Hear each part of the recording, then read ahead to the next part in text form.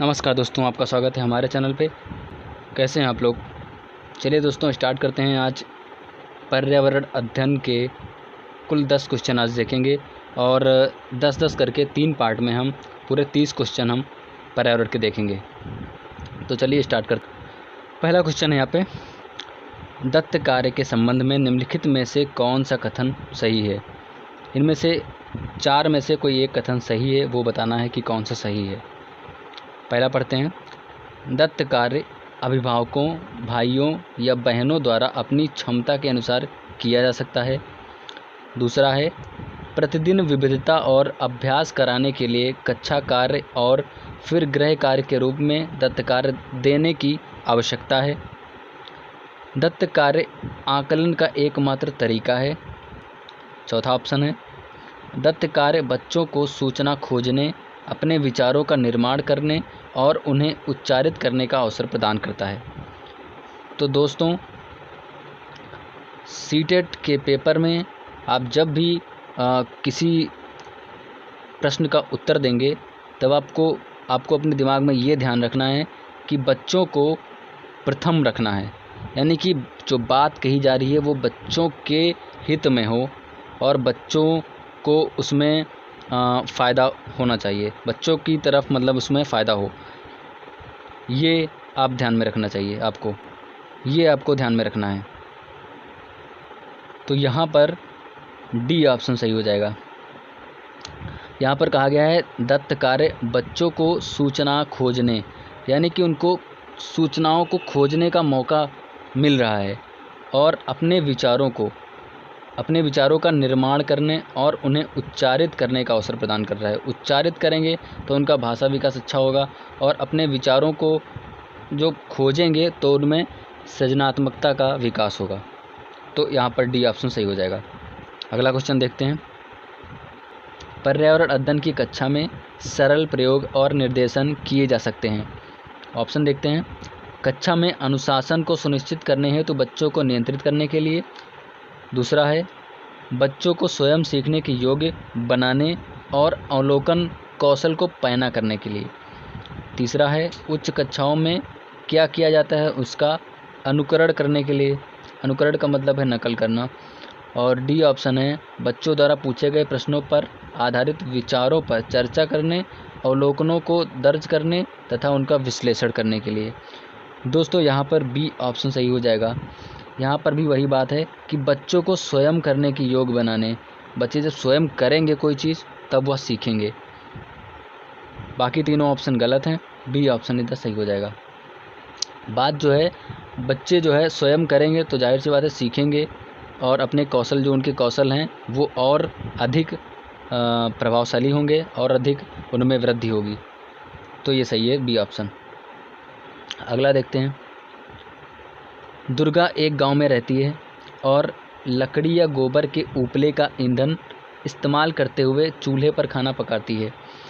पिछले 3 महीनों से उसे तेज़ खांसी आ रही है, इसका क्या कारण हो सकता है? तो यहाँ पर ऑप्शन दिए हैं 4, आपको बताना है कौन सा कारण हो सकता है। पहला है, उसकी झोपड़ी के अंदर और बाहर प्रदूषण तथा वृद्धावस्था। दूसरा है, ईंधन के जलने से उत्पादित कार्बन मोनोऑक्साइड उसके श्वसन नली में जमा हो गई है। तीसरा पढ़ते हैं, जलते हुए ईंधन से उत्पादित काला धुआं जो उसके श्वसन नली में जमा हो गया है। नंबर डी है, जलते हुए ईंधन के धुएं से उसे एलर्जी हो गई है। तो दोस्तों देखिए, उसकी झोपड़ी के अंदर और बाहर प्रदूषण हो गया है, ये तो इसका कोई मतलब नहीं है। और ईंधन के जलने से उत्पादित कार्बन मोनोऑक्साइड जाकर उसके श्वास नली में जमा हो गई है। ठीक, जलते हुए ईंधन से उत्पादित काला धुआं जो उसके श्वसन नली में जमा हो गया है और जलते हुए ईंधन के धुएं से उसे एलर्जी हो गई है। तो दोस्तों, यहाँ पर बी ऑप्शन सही हो जाएगा। ईंधन के जलने से उत्पादित कार्बन मोनोऑक्साइड, इसमें मुख्य कारण बताना है, ना कि धुआं के बारे में बताना है। आपको धुआं में कौन सी गैस होती है, किस गैस के कारण उसको जो है खांसी आ रही है, ये बताना है यहाँ पे। तो यहाँ पे बी ऑप्शन, कार्बन मोनोऑक्साइड जो है उसके गले में, उसकी श्वास नली में जम गई है जिससे उसको खांसी आ रही है। चलिए अगला देखते हैं, एक विद्यालय ने राजस्थान के लिए कक्षा 5 के शैक्षिक भ्रमण की योजना बनाई है। भ्रमण के दौरान बच्चों से आपकी क्या अपेक्षाएं होती हैं? यहाँ पे पहला ऑप्शन है, चीज़ों के बारे में बिना कोई प्रश्न पूछे सभी का अवलोकन करना चाहिए। दूसरा है, उन्हें आनंद उठाना चाहिए। तीसरा है, उन्हें ध्यान से अवलोकन करना चाहिए, टिप्पणियाँ दर्ज करनी चाहिए और बाकी बच्चों तथा शिक्षक के साथ अपने अवलोकनों को बांटना चाहिए। डी ऑप्शन है, यदि उनके कोई प्रश्न हो तो उन्हें दर्ज कर लेना चाहिए और घर पहुंचने के बाद अभिभावकों से उन्हें पूछ लेना चाहिए। दोस्तों, यहाँ पर बता दें, आपका ऑप्शन सी सही हो जाएगा। कोई प्रश्न नहीं पूछेंगे तो कोई मतलब ही नहीं है अवलोकन का। आनंद उठाने थोड़ी ना गए हैं वहाँ पे, कोई चीज़ जानने के लिए गए हैं वहाँ पे। और डी है, अभिभावकों से जब पूछना है तो विद्यालय टीचर्स का क्या मतलब, तो यहाँ पे सी ऑप्शन सही हो जाएगा। उन्हें ध्यान से अवलोकन करना चाहिए, टिप्पणियाँ दर्ज करनी चाहिए और बाकी बच्चों तथा शिक्षकों के साथ अपने अवलोकनों को बांटना चाहिए। ठीक है, विचारों का आदान प्रदान करना चाहिए। तो यहाँ पे सी ऑप्शन सही हो जाएगा।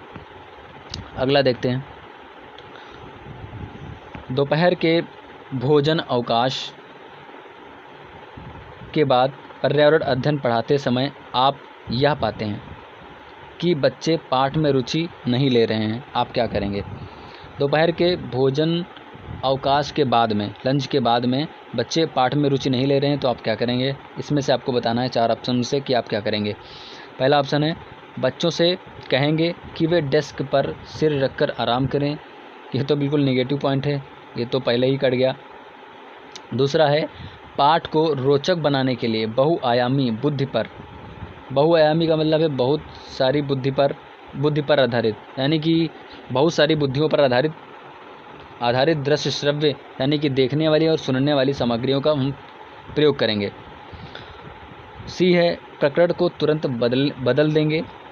डी है, बच्चों को बाहर मैदान में खेलने के लिए ले जाएंगे। तो यहाँ पर बी ऑप्शन सही हो जाएगा, क्योंकि बच्चों को वो चीज़, उस चीज़ में रुचि नहीं है, क्या पता दूसरी चीज़ में रुचि होने लगे तो वो पढ़ने लगे ध्यान से। दूसरा आंसर सही हो जाएगा। पाठ को रोचक बनाने के लिए बहुआयामी बुद्धि पर आधारित दृश्य श्रव्य सामग्रियों का प्रयोग करना चाहिए। बच्चा उस विधि में इंटरेस्टेड नहीं है, रुचि नहीं ले रहा है, तो ज़रूरी थोड़ी ना दूसरी विधि में भी वो इंटरेस्टेड नहीं होगा, क्या पता उसमें वो रुचि लेके पढ़ने लगे। तो बहुआयामी यानी कि बहुत सारी बुद्धियों पर आधारित जो श्रव्य दृश्य सामग्री है उसका प्रयोग करके हम रुचि ला सकते हैं बच्चों में। तो यहाँ पे बी ऑप्शन सही हो जाएगा। अगला देखते हैं, बीज अंकुरण की अवधारणा को इस तरह सबसे बेहतर तरीके से पढ़ाया जा सकता है। इसमें बताना है किस तरीके से सबसे बेहतर हम पढ़ा सकते हैं। बीजों का अंकुरण बच्चों को समझाना है तो किस तरीके से हम अच्छे से समझा सकते हैं, वो यहाँ पे बताना है।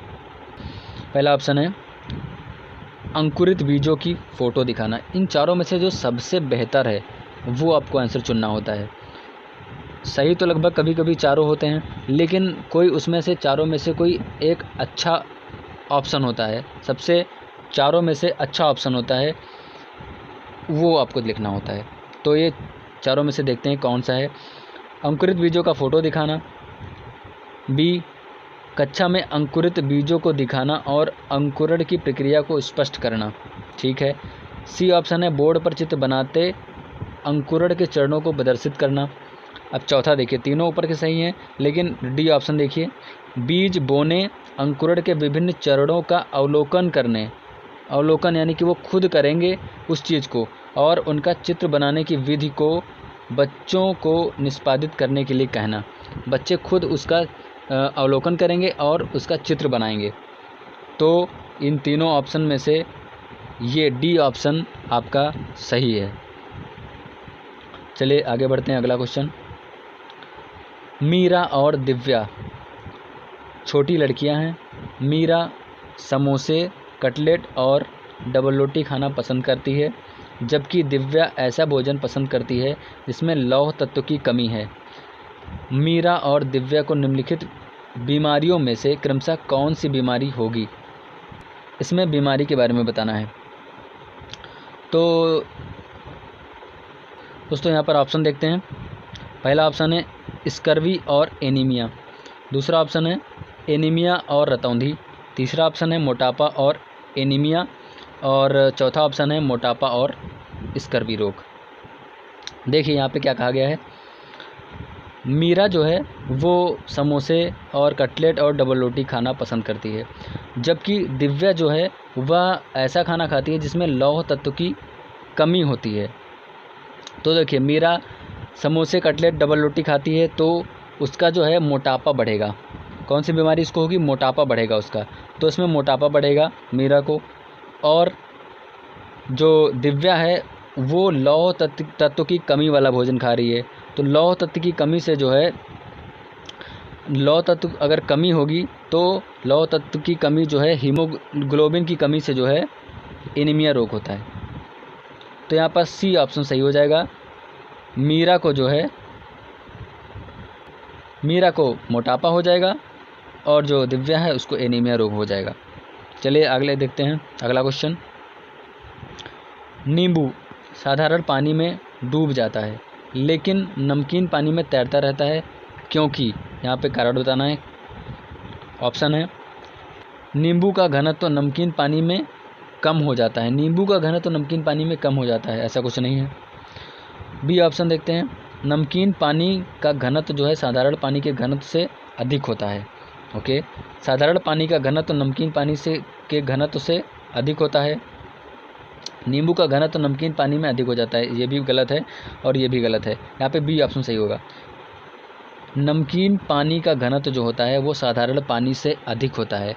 साधारण पानी का घनत्व जो है वो कम होता है, लेकिन उसमें नमक मिला देने पर उसका जो घनत्व है वो अधिक हो जाता है। इसीलिए सागर का पानी जो है, जो समुद्र का पानी है, वो उसमें नमक मिला हुआ है, यानी कि खारा पानी है, इसलिए उसका घनत्व ज़्यादा है, इसलिए उस पर जहाज वगैरह आराम से तैरते रहते हैं। तो यहाँ पर बी ऑप्शन सही हो जाएगा। अगला देखते हैं क्वेश्चन। पर्यावरण अध्ययन के शिक्षक के रूप में, अगर आप पर्यावरण के शिक्षक हैं तो उसके रूप में आप बच्चों को चिड़ियाघर ले जाने की योजना बनाते हैं। आप बच्चों को निम्नलिखित में से कौन सी गतिविधि करने की अनुमति नहीं देंगे। यहाँ पर नहीं शब्द का आप ध्यान देना जरूर। पहला ऑप्शन पढ़ते हैं, चिड़ियाघर के विभिन्न जानवर कौन सा भोजन खाते हैं यह पता लगाना। ठीक है, इसमें से 3 सही होंगे। जब नहीं का ऑप्शन आएगा, जब नहीं इसमें पूछा होगा, तब आप ऐसा सोचा करिए कि 3 ऑप्शन में से 4 ऑप्शन में से 3 ऑप्शन कोई सही होंगे, 1 ऑप्शन गलत होगा, वो आपको ढूंढ के बताना है। तो इसमें देखिए पहला ऑप्शन है चिड़ियाघर के विभिन्न जानवर कौन सा भोजन खाते हैं पता लगाना है। ठीक है, बी ऑप्शन देखते हैं, चिड़ियाघर में जिन जानवरों को देखेंगे उनकी फ़ोटो एकत्रित करना, ये भी सही है। अगला देखते हैं, चिड़ियाघर में उन्होंने जो देखा उसका चित्र बनाने के लिए उनकी ड्राइंग की कॉपी को साथ ले जाना, ये भी सही लग रहा है। अब डी ऑप्शन देखते हैं, चिड़ियाघर के जानवरों के लिए बहुत सारी खाने की सामग्री ले जाना। अरे हम क्यों खाने की सामग्री जानवरों के लिए ले जाएंगे, है ना, ये ऑप्शन जो है गलत होगा यहाँ पर, डी ऑप्शन। चलिए अगला देखते हैं। रानी अपने घर का कूड़ा नीचे दर्शाए गए तरीके से 2 ढेरियों में अलग अलग रखती है। पहला कूड़े का डिब्बा है जिसमें वह केले का छिलका, सब्जियों के छिलके और सूखी पत्तियां डालती है। दूसरा जो है उसमें जैम की बोतल, सास की बोतल, उपयोग में लाई गई टूथपेस्ट ट्यूब, प्लास्टिक के खिलौने। अब यहाँ पे बताना है, रीना ने 2 ढेरियों में कूड़ा निम्न आधार पर अलग किया, यानी कि ये 2 जो कूड़ा है ये एक में मिक्स था, लेकिन इसको अलग करके अलग अलग कूड़ेदान में डालने की क्या आवश्यकता है, इसके पीछे उसने क्या दिमाग लगाया, ये यहाँ पे बताना है, क्या कारण है। तो यहाँ देखते हैं, दुर्गंध है या दुर्गंध रहित, एक दुर्गंध वाला है एक दुर्गंध रहित वाला है, ये कारण है। दूसरा है अपघटित होने वाले अपघटित नहीं होने वाले, ये कारण है। सी देखते हैं, पुनः चक्रण किया जा सकता है पुनः चक्रण नहीं किया जा सकता है। ठीक है, घरेलू कचरा है या फिर औद्योगिक कचरा, तो यहाँ पर जो है आपका बी ऑप्शन सही हो जाएगा। देखिए केले का छिलका, सब्जी के छिलके, सूखी पत्तियाँ, ये क्या हैं, ये अपघटित हो सकते हैं, यानी कि यह सड़ के अपघटित हो सकते हैं। लेकिन जो जैम की बोतल है और टूथपेस्ट ट्यूब है, प्लास्टिक के खिलौने हैं, यह अपघटित नहीं हो सकते हैं, इसीलिए उनको अलग अलग, यही कारण है अलग अलग उनको रखा गया है। दोस्तों आज ये 10 क्वेश्चन थे पर्यावरण अध्ययन के। पर्यावरण अध्ययन की अभी 2 वीडियोज़ और आएंगी इसके बाद, जिसमें 10-10 क्वेश्चन होंगे, आपके 30 टोटल क्वेश्चन हो जाएंगे। ये 2011 का पेपर है, सीटेट का प्रीवियस ईयर का पेपर है, जिसकी प्रैक्टिस करा रहे हैं। सीटेट की संपूर्ण तैयारी करने के लिए हमारे चैनल से जुड़ जाइए। मिलते हैं अगली वीडियो में, तब तक के लिए नमस्कार। वीडियो देखने के लिए बहुत बहुत धन्यवाद। मिलते हैं नेक्स्ट वीडियो में।